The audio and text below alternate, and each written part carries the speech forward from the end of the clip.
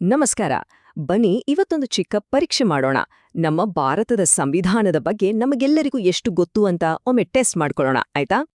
ನಮ್ಮ ಈ ಪರೀಕ್ಷೆಯಲ್ಲಿ 3 ರೌಂಡ್ಸ್ ಇರುತ್ತೆ. ಮೊದಲನೇ ರೌಂಡಲ್ಲಿ ಬೇಸಿಕ್ಸ್ ಬಗ್ಗೆ ಮಾತಾಡೋಣ, ಅಂದ್ರೆ ಫೌಂಡೇಶನ್ಸ್. ಆಮೇಲೆ ಎರಡನೇ ರೌಂಡಲ್ಲಿ ಅಧಿಕಾರಗಳು ಮತ್ತೆ ಕಾರ್ಯವಿಧಾನಗಳ ಬಗ್ಗೆ ನೋಡೋಣ. ಫೈನಲ್ ಆಗಿ ಮೂರನೇ ರೌಂಡ್ ಸ್ವಲ್ಪ ಟಫ್ ಇರುತ್ತೆ, ಕಾನೂನಿನ ಡೀಟೇಲ್ಸ್ ಬಗ್ಗೆ. ಕೊನೆಗೆ ಇದ್ರಿಂದ ನಾವು ಕಲಿಬೇಕಾದ ಮುಖ್ಯವಾದ ಪಾಠ ಏನು ಅಂತಾನೂ ನೋಡೋಣ. ಸರಿ, ಹಾಗಿದ್ರೆ ಶುರು ಮಾಡೋಣವಾ? ಮೊದಲನೇ ರೌಂಡ್, ಸಂವಿಧಾನಿಕ ಅಡಿಪಾಯಗಳು. ಅಂದ್ರೆ ನಮ್ಮ ಸಂವಿಧಾನದ ರಚನೆ, ಅದರ ಹಿಂದಿನ ಮೂಲತತ್ವಗಳು, ಇದ್ರ ಬಗ್ಗೆ ಕೆಲವು ಫಂಡಮೆಂಟಲ್ ಪ್ರಶ್ನೆಗಳು. ಮೊದಲನೇ ಪ್ರಶ್ನೆ ಇಲ್ಲಿದೆ ನೋಡಿ. ಭಾರತದ ಸಂವಿಧಾನವನ್ನ ರಚನೆ ಮಾಡಕ್ಕೆ ಕಾನ್ಸ್ಟಿಟ್ಯೂಯೆಂಟ್ ಅಸೆಂಬ್ಲಿ ಅಂದ್ರೆ ಸಂವಿಧಾನ ರಚನಾ ಸಭೆ ಎಷ್ಟು ಸಮಯ ತಗೊಳ್ತು? ತುಂಬಾ ಜನರಿಗೆ ಇದ್ರ ಉತ್ತರ ಗೊತ್ತಿರ್ಬೋದು.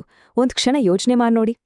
ಸರಿಯಾದ ಉತ್ತರ 2 ವರ್ಷ 11 ತಿಂಗಳು ಮತ್ತು 18 ದಿನಗಳು.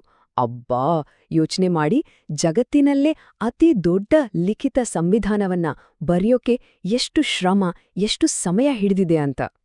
ಓಕೆ, ಮುಂದಿನ ಪ್ರಶ್ನೆಗೆ ಹೋಗೋಣ. ಇದು ನಮ್ಮ ಸ್ವತಂತ್ರ ಭಾರತದ ಇತಿಹಾಸದಲ್ಲಿ ಒಬ್ಬ ಬಹಳ ಮುಖ್ಯವಾದ ವ್ಯಕ್ತಿಗೆ ಸಂಬಂಧಿಸಿದ್ದು. ಭಾರತದ ಮೊದಲ ಉಪಪ್ರಧಾನಮಂತ್ರಿ ಯಾರಾಗಿದ್ರು? ಉತ್ತರ ಸರ್ದಾರ್ ವಲ್ಲಭಭಾಯಿ ಪಟೇಲ್. ಆದ್ರೆ ಇಲ್ಲೊಂದು ಇಂಟ್ರೆಸ್ಟಿಂಗ್ ಪಾಯಿಂಟ್ ಇದೆ ನೋಡಿ.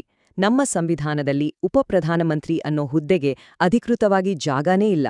ಇದು ಕೇವಲ ಒಂದು ರಾಜಕೀಯ ಸಂಪ್ರದಾಯ ಅಷ್ಟೇ. ಆಗ ಅವರು ಗೃಹ ಸಚಿವರೂ ಆಗಿದ್ರು. ಈಗ ಮೂಲಭೂತ ಹಕ್ಕುಗಳ ಕಡೆ ಬರೋಣ. ತುಂಬಾ ಮುಖ್ಯವಾದ ಪ್ರಶ್ನೆ ಇದು.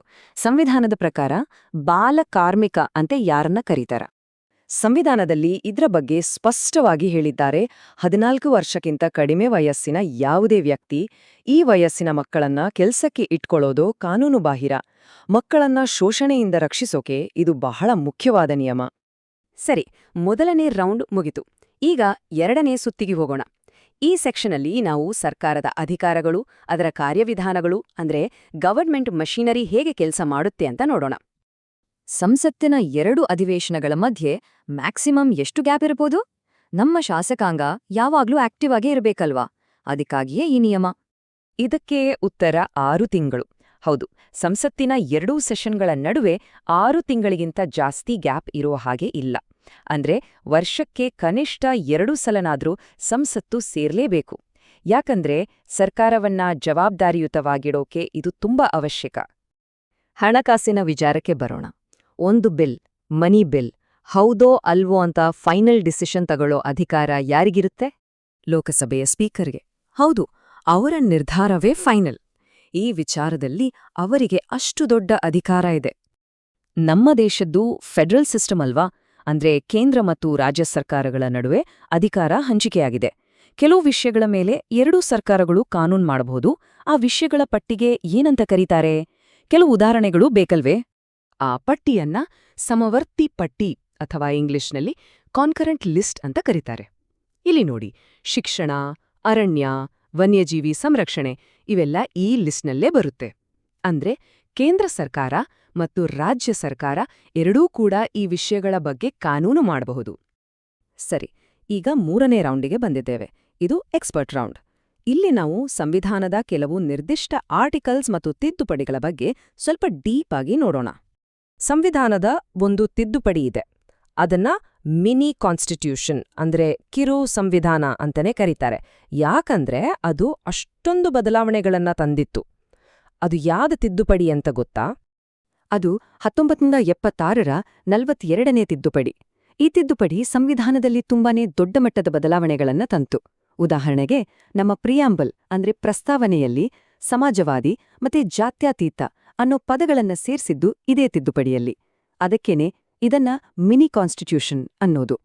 ಸ್ವತಃ ಸಂವಿಧಾನ ಶಿಲ್ಪಿ ಡಾಕ್ಟರ್ BR ಅಂಬೇಡ್ಕರ್ ಅವರೇ ಒಂದು ಆರ್ಟಿಕಲ್ ಬಗ್ಗೆ ಇದು ಸಂವಿಧಾನದ ಹೃದಯ ಮತ್ತು ಆತ್ಮ ಅಂತ ಹೇಳಿದ್ರು.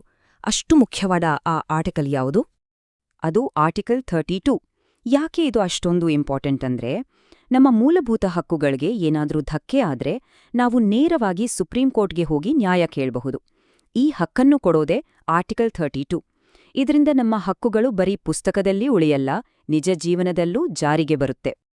ಇದೇ ಆರ್ಟಿಕಲ್ 32 ನಮ್ಮ ಹಕ್ಕುಗಳನ್ನ ರಕ್ಷಣೆ ಮಾಡೋಕೆ ಕೋರ್ಟ್ಗಳಿಗೆ 5 ತರದ ರಿಟ್ ಅನ್ನೋ ವಿಶೇಷ ಆದೇಶಗಳನ್ನ ಹೊರಡಿಸೋ ಅಧಿಕಾರ ಕೊಡುತ್ತೆ. ಬನ್ನಿ ಅವುಗಳಲ್ಲಿ 2 ನೋಡೋಣ. ಮೊದಲನೇದ್ದು ಹೇಬಿಯಸ್ ಕಾರ್ಪಸ್. ಇದೊಂದು ಲ್ಯಾಟಿನ್ ಪದ. ಇದರ ಅರ್ಥ ದೇಹವನ್ನು ಹಾಜರುಪಡಿಸಿ. ಯಾರನ್ನಾದ್ರೂ ಕಾನೂನುಬಾಹಿರವಾಗಿ ಬಂಧಿಸಿದ್ರೆ ಅವರನ್ನ ಕೋರ್ಟ್ ಮುಂದೆ ಹಾಜರುಪಡಿಸಿ ಅಂತ ಆದೇಶಿಸೋ ಅಧಿಕಾರ ಇದು. ಇದು ನಮ್ಮ ವೈಯಕ್ತಿಕ ಸ್ವಾತಂತ್ರ್ಯದ ರಕ್ಷಾಕವಚ ಇದ್ದ ಹಾಗೆ. 2ನೇಯದು ಮ್ಯಾಂಡಮಸ್. ಇದರ ಅರ್ಥ ನಾವು ಆಜ್ಞಾಪಿಸುತ್ತೇವೆ.